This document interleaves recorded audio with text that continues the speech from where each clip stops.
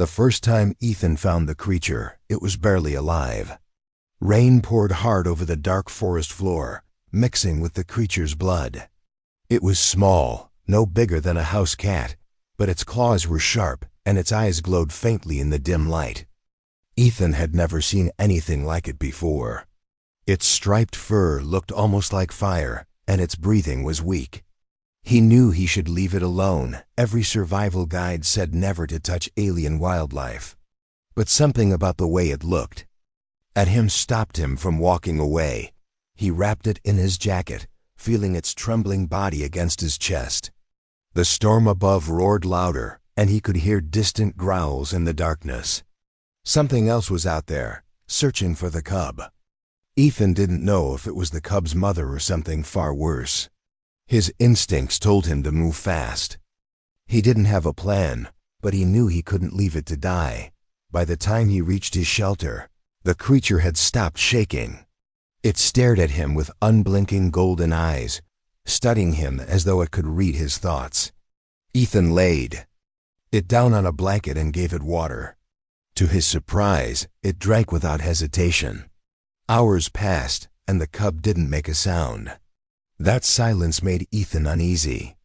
It was watching him too closely for a normal animal. In the days that followed, Ethan noticed strange things. The cub grew faster than anything he'd ever seen. Its eyes burned brighter, and its movements were sharper, almost calculated. At night, it would curl up near him, but its ears stayed alert, twitching at every sound. Once, Ethan caught it staring at the forest as if waiting for something or someone to appear. That same night, he heard distant roars again, closer this time. He started to wonder if he had made a mistake. What if this wasn't an ordinary predator at all? The claw marks he'd seen on trees near his camp were deep, far too large to match. The cub's size. It meant there was something else nearby, something big, dangerous, and possibly hunting for what he had taken. Ethan thought about letting the cub go, but each time he looked at it, he couldn't. It trusted him. And deep down, a part of him already thought of it as his. But on the sixth day, everything changed. A group of alien soldiers appeared on the ridge above his camp, their armor glowing faint blue in the rain.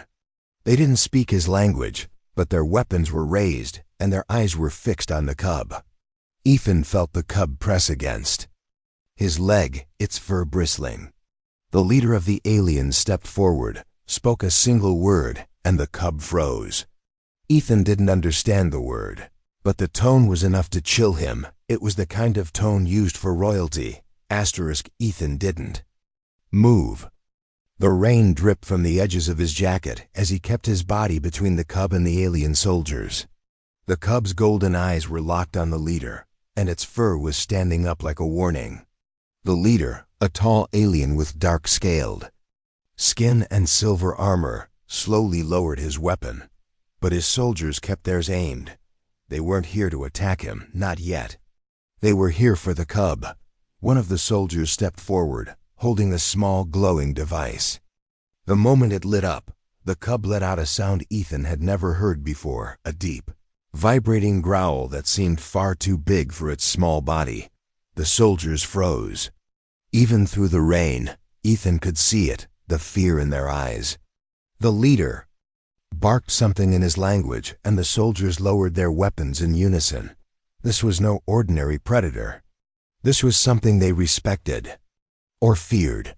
The leader pointed at the cub, then at Ethan, and made a gesture like a chain linking them together. Ethan didn't understand the words that followed, but the meaning was clear enough. They thought the cub belonged to him now, or maybe they thought he belonged to it.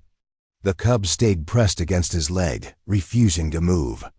Ethan could feel its heartbeat, fast but steady. It wasn't afraid. It was waiting. The aliens didn't take the cub by force. Instead, they left something behind, a small metallic emblem with strange markings and the image of a crown. The leader placed it on the ground before walking away, his soldiers following into the mist. Ethan picked up the emblem, turning it over in his hand. It was heavy, cold, and carried a strange energy. The cub looked at it, then at him, with an expression that almost felt approving. That night, Ethan couldn't sleep. He kept staring at the emblem, wondering why the soldiers had left without a fight. Why had they looked at the cub like that? Why had the leader spoken to it as if it understood? The cub didn't seem concerned. It ate, it curled up by the fire, and it slept peacefully. But in the early hours of the morning, Ethan woke to find it gone. He shot up in panic, grabbing his boots and scanning the dark forest. Then, he saw them two glowing golden eyes watching him from the trees, as if testing whether he would follow. He did. And deep in the forest, past broken branches and claw marks on the earth, Ethan saw something he would never forget, a massive stone carving of the same crown on the emblem. And lying in front of it were bones, not human bones, predator bones. All of them arranged in a circle, as if guarding the symbol. The cub stepped into the circle without hesitation. It sat down, lifted its head, and let out a roar that echoed through the forest.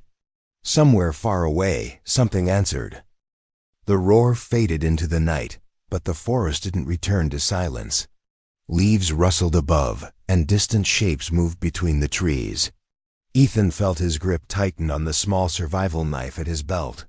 Whatever had answered the cub's call was big, and it was getting closer. The cub turned to him, eyes blazing, as if to say it was ready. Ethan wasn't sure if he was. A deep, rumbling growl echoed from the shadows. Out of the darkness stepped a creature twice the size of any predator Ethan had seen on this planet. Its scales shimmered black and orange under the moonlight, its massive fangs glinting. It lowered its head toward the cub, sniffing the air, and then it knelt. The sight was so unreal Ethan's breath caught in his throat. This massive beast wasn't here to attack. It was here to submit. The cub walked forward confidently, touching its small head against the larger beast's snout. The older predator let out a low sound that was almost like a purr. Then, it turned its gaze toward Ethan. He stood frozen, heart pounding. He expected aggression, but instead the massive creature dipped its head slightly, almost like a bow. It was recognizing him too. The meaning hit him like a shock. They saw him as part of the cub's pack. Before Ethan could process what that meant, the sound of engines ripped through the air. Bright lights swept across the trees. The larger predator growled and stepped in front of the cub. A low, rhythmic hum began. He recognized it as the sound of alien hovercraft. The lights grew brighter, and then the shapes emerged, sleek black ships with the same crown emblem painted on their sides. But these weren't the soldiers from before. Their armor was darker, their weapons heavier, and their faces were hidden behind masks. The hovercraft landed, and armed figures poured out, surrounding the stone carving and the circle of bones. Their leader stepped forward, voice amplified through a helmet. "Hand over the heir," they commanded in a sharp, cold tone. Ethan didn't need to understand their language this time. The way their weapons aimed at the cub made the meaning clear. The massive predator snarled, and the cub's fur stood on end. Ethan's mind raced. There was no chance of winning a fight here. Not with just a knife. But he knew one thing. He wasn't going to hand the cub over. The leader gestured, and the soldiers advanced. In a split second, the older predator leapt forward, its claws tearing through the first line of attackers. Energy blasts lit up the forest. Ethan grabbed the cub and ran for cover, heart pounding as the night exploded with sound and chaos. The cub didn't struggle. Instead, it kept its eyes forward, as if it knew exactly where to go. And then Ethan realized they weren't running blind. The cub was leading him somewhere. Asterisk branches whipped past Ethan's face as he followed the cub through the dense forest. Behind them, the roars of the massive predator and the shouts of alien soldiers mixed with the sound of weapons fire. The cub moved quickly, darting through narrow gaps and under fallen logs, never looking back. Ethan's lungs burned, but he kept going. Every instinct told him to trust where it was leading him. They came to a cliffside hidden under thick vines. The cub stopped, sniffed the air, and then pressed its paw against a smooth stone. The ground rumbled. The vines shifted, revealing a narrow passage lit by faint blue lights that seemed to glow from the walls themselves. Ethan hesitated for a moment before following the cub inside. The entrance closed behind them with a grinding sound, sealing out the noise of battle. The sudden silence was almost deafening. Inside, the tunnel sloped downward, the walls covered in strange carvings. Ethan ran his fingers over them as they passed. The shapes were alien, but some symbols matched the crown emblem on the metal piece. The soldiers had left earlier. He didn't understand the words, but he could feel the importance in them. This wasn't just a hiding place, it was something sacred. The tunnel opened into a vast underground chamber. Massive stone pillars rose from the floor, each carved with images of the same predator species, but larger, wearing intricate armor. In the center of the chamber stood a raised platform, and on it, a throne made of black crystal that shimmered like liquid when the light touched it. The cub walked straight to the base of the throne and sat, looking at Ethan with unblinking eyes. He stared at it, trying to piece everything together. This wasn't coincidence. This cub wasn't just rare, it was born to rule. The crown emblem, the soldier's strange behavior, the way the larger predator had bowed, everything pointed to one truth. The cub wasn't just an animal, it was the heir to an empire. And now Ethan, a human stranded on this planet, had somehow become its guardian. His thoughts were interrupted by the sound of footsteps echoing through the chamber. He spun around, knife in hand, but what emerged from the shadows wasn't another soldier. It was an alien female, tall and regal, with gold-lined armor and eyes that matched the cub's. She stopped at the edge of the platform, her gaze fixed on Ethan. "You brought the heir here," she said in a language he couldn't understand, but her voice carried both relief and warning. Then she pointed toward the tunnel they'd come from. The battle outside was far from over, and their enemies were coming. The alien female moved with purpose, her long cloak brushing the stone floor. She stepped past Ethan and knelt before the cub, pressing her forehead gently to its head. The cub didn't growl or resist. Instead, it made a low, almost gentle sound, as if it recognized her. She stood, her golden eyes meeting Ethan's again, and spoke a single word while pointing to herself, "Regent." Ethan didn't know her language, but he understood enough. She was here to protect the heir until it could claim the throne. The distant rumble of explosions grew louder, sending vibrations through the stone pillars. Dust fell from the ceiling. The regent turned sharply, motioning for Ethan to follow. She led him to a side wall where a rack of ancient weapons stood. Most were alien blades and spears, but there were also energy rifles powered by glowing crystals. She handed Ethan a spear, its shaft made of some black metal that felt unnaturally light yet unbreakable. "For the heir," she said in a tone that needed no translation. The first of the enemy soldiers broke through moments later, their armored boots pounding on the stone floor. The massive predator from before stormed into the chamber through another tunnel, snarling and tearing into the attackers. Ethan took position at the base of the throne, the cub behind him.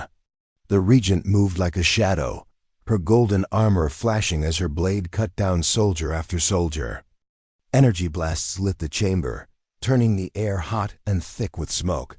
One soldier aimed directly at the cub. Ethan didn't think he moved. The spear in his hand seemed to guide itself, piercing through the soldier's chestplate with a burst of crackling light. The soldier fell, and Ethan felt a strange pulse run through the weapon, as if it recognized him as its wielder. The regent glanced at him briefly, her expression unreadable. Before turning back to the fight, more enemy troops poured in, but the defenders fought with unshakable will. The massive predator roared, sending several soldiers fleeing, while the regent's strikes were fast and precise. Ethan held his ground, blocking and countering attacks, each movement fueled by the thought that he couldn't let anything happen to the cub. This wasn't just about survival anymore. It was about protecting something that could change the fate of an empire.